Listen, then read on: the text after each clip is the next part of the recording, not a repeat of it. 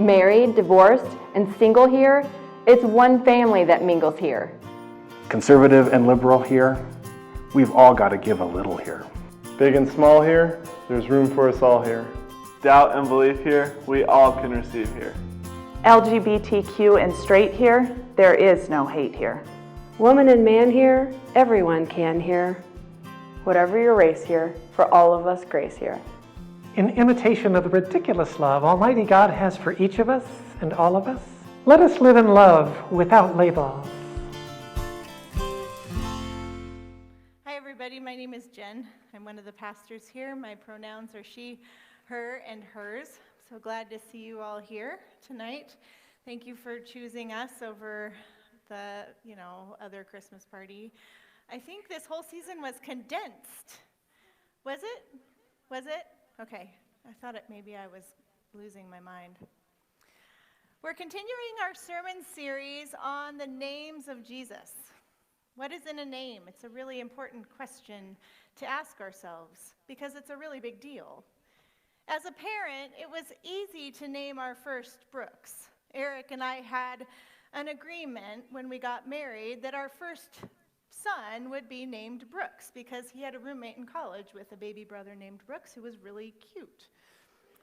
So it was always a given that this would be his name, and I had a really hard time with that name. It felt too old or austere. Maybe it felt too big for him as a baby. It didn't quite fit. But he did grow into it, and now I can't see him as anything but a Brooks. Claire, she's the result of watching Claire Danes in the 1990s remake of Little Women a few nights before she was born. Claire Danes, she played the kind, generous Beth, who we all wish we were. She is my favorite. And Andrew, he was named after he came into the world. He was next to impossible to find a name for, and anyone who knows my Andrew might understand this. So this meant that Eric and I, we walked Flatirons Crossing Mall for hours with the dual purpose of inducing labor and finding a name.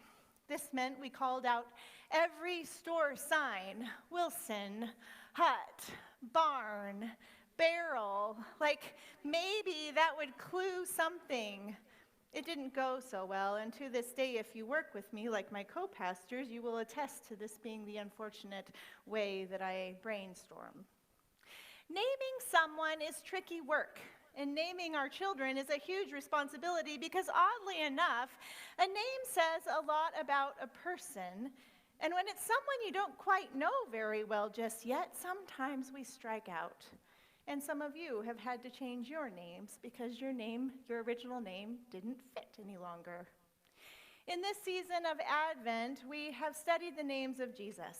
Paula discussed Jesus as the Word, as Logos, and she also reminded us that Jesus is the Son of God while also being the Son of Man.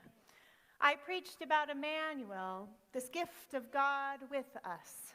And today I want us to visit Jesus as the Good Shepherd. These are just the tippy top of the iceberg of Jesus' names. How do you quantify the human God? It's impossible. We give it our best effort, and I suspect that's why he has so many names, because he is truly indescribable. The sky is the limit on defining the Son of God. But today, for me, and I suspect for many of you, the Good Shepherd feels right. It's been a week. It's been a season. I know I have talked with you about Advent before, and it can be a tough time for so many of us. The memories that flood, the memories we keep at bay, the pain, the excitement, it's a lot of stress. It can be fun and not so fun at all. And I'd like to invite all of you today to imagine Jesus as your good shepherd. Many of you know by now that we once had sheep. A little over 6 years ago, we moved into our current home. We wanted a little less house and a lot more yard, and boy, did we get it. Our neighbors were deeply into 4-H, and my daughter and one of theirs, and me, but don't tell Eric, connived to get some sheep. And since sheep need company, we figured that our neighbors would get one for their competitive 4-H goals, and we'd get the other as their companion, which meant we purchased our lambs off the sale rack, and they purchased the prize lambs. Claire, my daughter, was a good shepherd. She lovingly cared for her lambs, and she lovingly cared for theirs too. And Claire, she knew her sheep. She knew when they were off. She knew when they were not feeling well. She knew when they weren't eating. It was a really big learning curve for all of us. Discovering a new species is quite an adventure and a terrifying responsibility. And I realize now that it is quite a luxury to have a large flock because you don't get to know any of them. They're just bodies, but not in our case. Since our flock was so little, starting with 2, each lamb was studied and fed and nurtured, and each lamb knew their shepherd, and their shepherd knew their lamb. Before and after school, Claire, she would don her Carhartt overalls and her mud boots, and she'd go out into the backyard. And the minute they saw her, they would come running. And she'd love them, she'd pet them, she'd play with their ears. She'd try to train them, but sometimes they tipped over. She'd feed and water them, she'd sit with them. She worked hard, and it paid off. But unexpected things came up, and when the sheep and the lambs were not well, since our flock was so small, it was a grave concern. We had the local livestock vet on speed dial. His wife would field our basic questions by phone, and then he'd show up with his stocked truck and his demeanor that clearly favored livestock over humans. I often tried to crack a joke and get him to laugh. I had about a 15% success rate. It was always very awkward. We were fortunate to have the resources to embark on this interesting little journey for our family. We were in good hands, and we needed to be in good hands. Raising sheep was not easy work, and we were often weary. And thankfully, our good shepherd does not get weary with his sheep. Our good shepherd knows each of us intimately. Scripture is filled to the brim with sheep and shepherd references for good reason, probably because we could all use a lot of good leading, and we could all use a lot of good nurture, and we could all use some really delicious green pastures. Today, I'd like to look at John chapter 10 that names Jesus as our good shepherd, but before we can responsibly interpret John chapter 10, we have to view it through the lens of John chapter 9. In our Bibles, there are often these funny breaks in the text that cause us to believe that the stories and the words are separated, but they're not always, and we have to keep in mind this continuity. In John chapter 9, we discover the story of a man born blind who had an encounter with Jesus. As the story begins, Jesus and his disciples, they're walking along and they discover a blind man.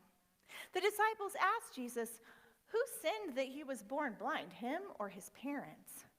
And Jesus replied with a Jesus answer that probably means the disciples just went like this and looked at each other and hoped later for an explanation.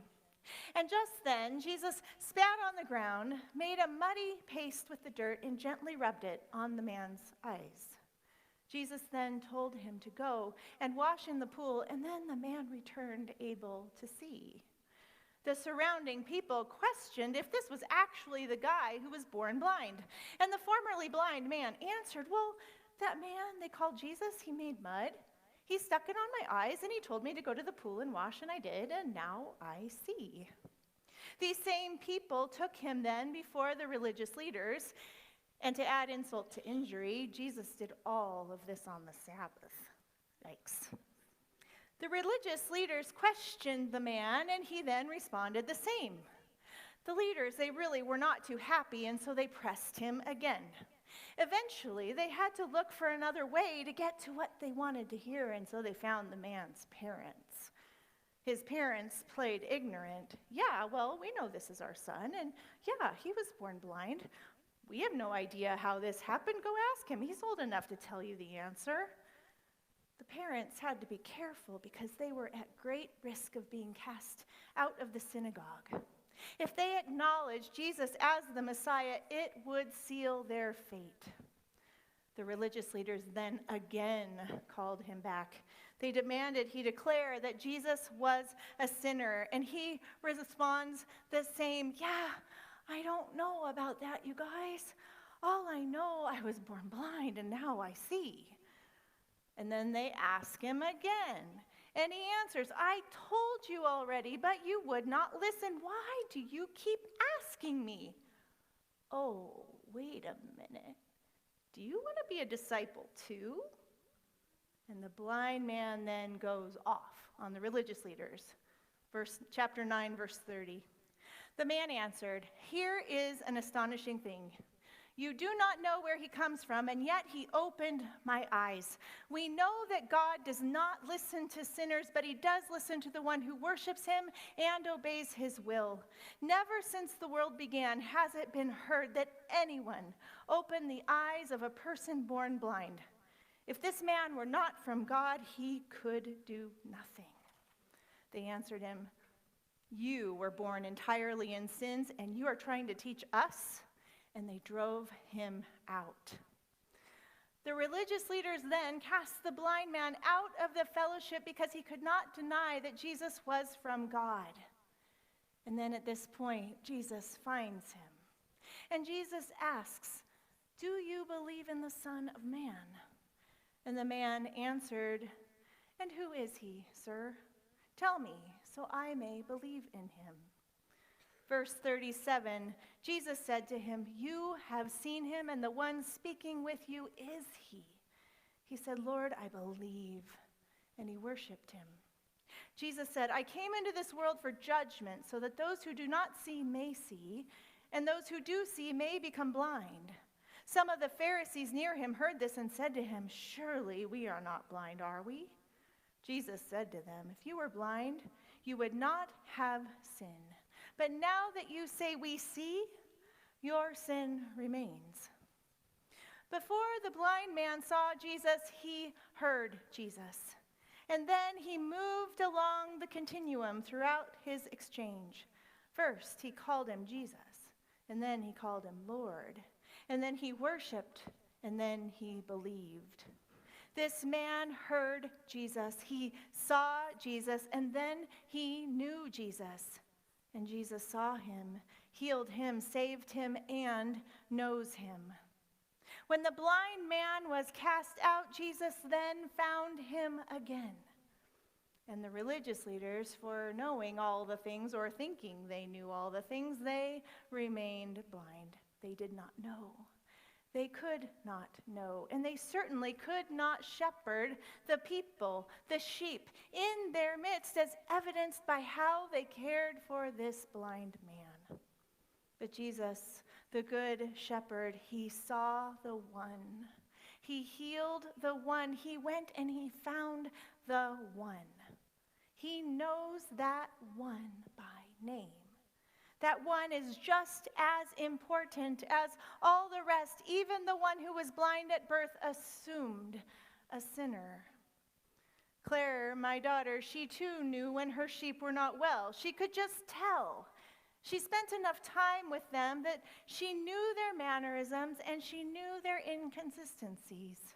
She knew their ways and she knew how they related to her. And when something was off, she knew. This is the beauty of a small flock. One spring, when the alfalfa began to bloom in our yard, the sheep had a heyday. After a long winter of dry hay and grain, they munched and they munched and they munched on the delectable feast. Well, we forgot that alfalfa is a legume, just like the beans in your chili. And after a feast of chili, well, you know where that leads. So one April evening, I got a frantic call from Claire while I was enjoying some time with friends. Waffles and Penny, they both had protruding abdomens. Their rear left side stuck out far further than the rest of their bodies. They had a severe case of good old-fashioned gas, which can actually be fatal for sheep. So Claire had to find a way quick to relieve the pressure. She called our neighbor. She said, walk them up a hill. At that time, we didn't have bike jumps in our backyard, so we didn't have a hill in our backyard. So she then decided she needed to walk them on their hind legs. So these are full-grown sheep. It must have been quite a sight. The goal is to move that gas around and get it out of that particular stomach compartment, and so I guess they farted a lot. All of this soon followed by a hefty dose of over-the-counter Maalox. Claire knew something was wrong, and she mitigated the concern. But what if this was 2 sheep in a flock of hundreds? How could she have known? The Good Shepherd knows us, just as if we were in a flock of 2, or maybe 1. We are known, we are loved intimately, each and every one of us, just as we are, and the Good Shepherd knows us, loves us, and leads us. Jesus wasn't done with the religious leaders. Remember, this blind man, he was just cast out, and now Jesus has some words. John chapter 10, verse 1. Very truly I tell you, anyone who does not enter the sheepfold by the gate, but climbs in by another way is a thief and a bandit. The one who enters by the gate is the shepherd of the sheep. The gatekeeper opens the gate for him, and the sheep hear his voice. He calls his own sheep by name and leads them out. When he has brought out all his own, he goes ahead of them, and the sheep follow him because they know his voice. They will not follow a stranger, but they will run from him because they do not know the voice of strangers. In Palestine, during this time, the sheep were kept safely in a sheepfold. This was a structure with high walls and a gate. And many flocks would be kept in this sheepfold through the night, and the gatekeeper would open the gate then for the shepherds. All the sheep would be intermingled, and when the shepherd showed up and called for them, they would hear his voice and respond. The shepherd knows the sheep know their shepherd. But Jesus knew that these religious leaders, that they were trying to get around, they were trying to climb over. They weren't doing their job of shepherding their own flocks of people. Instead, they were being their own gatekeepers, determining who was in and who was out. And Jesus' words are harsh here because they need to be.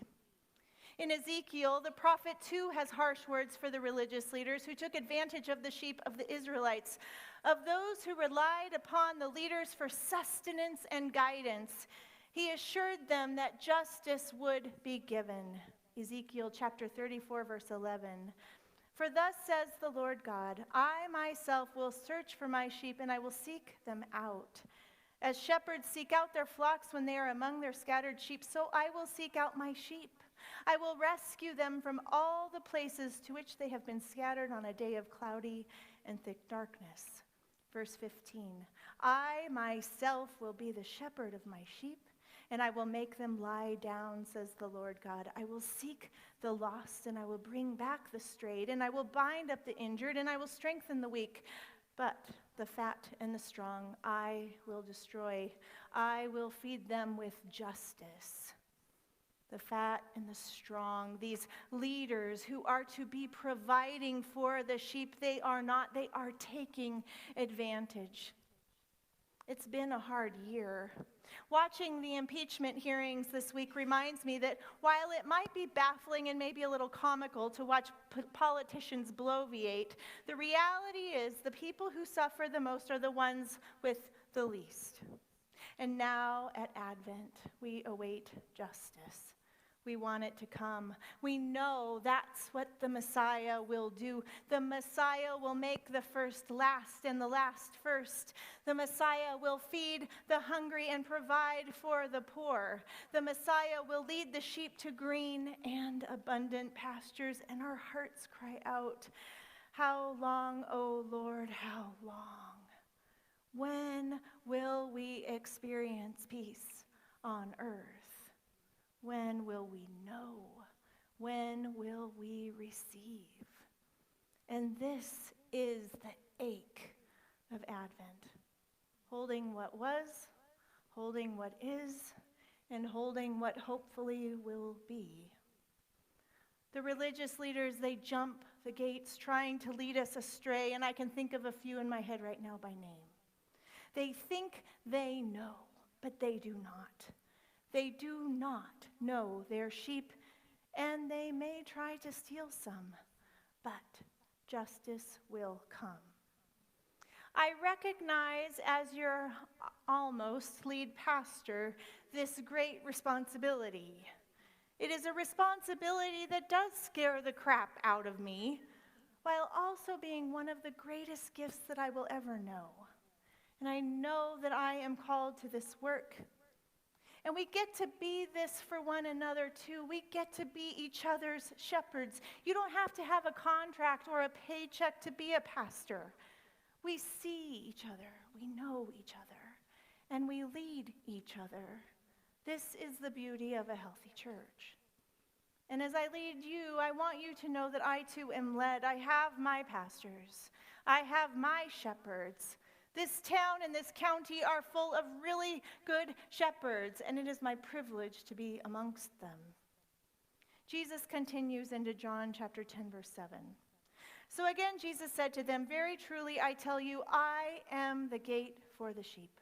All who came before me are thieves and bandits, but the sheep did not listen to them. I am the gate. Whoever enters by me will be saved, and will come in and go out and find pasture. The thief comes only to steal and kill and destroy, and I came that they may have life and have it abundantly." Jesus is the shepherd, the gate, and the gatekeeper. Jesus is the one who protects and keeps the sheep safe. Jesus knows the sheep. Jesus knows the shepherds and reminds these leaders that they're not doing their job, and worse, they're leading the sheep into harm. Whoever enters the sheepfold while Jesus is the gatekeeper will be saved. Just as the man received his sight, the sheep find pasture. They receive abundant life. Jesus is the gatekeeper, and Jesus gives life. Let's contrast this gatekeeper of Jesus with the religious leaders who claim that they know. They don't know. And this week, it's never more clear that the supposed gatekeepers are not doing their job, and worse, they're causing harm. They're favoring power and empire and religious might over the least of these, over the hungry and the vulnerable. And this is the fruit we look for. Are all the sheep known? Are the sheep seen? Are they heard? Are they tended to? Are they loved? And then when that happens, we know we have good shepherds. This is salvation, fresh and abundant pasture, safe and abundant pasture, and sight for the blind. Abundant life is ours. In this Advent, as we consider Jesus as the Good Shepherd, I think we can find hope knowing that this isn't all it's supposed to be. We get glimpses and we find hope, and for that I am so grateful. And I want you to know that I find hope in you. Our conversations, our laughter, our difficulties. This is abundant life, us here now. And sometimes we have to take a step back, and we have to get away from what we think it's supposed to be like. And we have to recognize the goodness that surrounds us. And I wonder if this is why the shepherds were the first to know that Emmanuel had come into the makeshift shelter on that cold night in Bethlehem to a young Mary and Joseph. The shepherds, they knew the gift of life. They knew the agony of illness, the tending to a sick mama and a skinny and trembling newborn lamb. The shepherds knew tenderness, and they knew harsh and cold nights. They knew predators and danger, but the shepherds also knew how to nurture. The shepherds knew pasture, and the shepherds knew their sheep. The good shepherd knows his sheep by name. The good shepherd holds the tender young and the tired out old. The good shepherd tends to the sick and tempers the healthy. The good shepherd leads his flock to verdant fields of plenty where the sheep can graze and get just enough. The good shepherd keeps a watchful eye so the sheep can rest. The good shepherd knows you. The good shepherd knows me. May we abide in the love of Emmanuel, God with us, Son of Man, Son of God, the true vine, the great I am, the light of the world, the Word, the Messiah, wonderful Counselor, and the Prince of Peace. We are all seen, we are all known, we are all loved by the one who comes to us in the advent of the everyday, in the births and the deaths, in the womb and in the tomb, and in all the ups and downs in between. May we rest and may we receive our Good Shepherd. Thanks again for watching today's sermon at Left Hand Church. If you live in Colorado and would like to attend, we meet on Saturdays at 5 o'clock. If you'd like to contribute to Left Hand Church, go to lefthandchurch.org/give. And if you'd like to send us a confidential prayer request, you can send it to prayer@lefthandchurch.org. Thanks again for watching.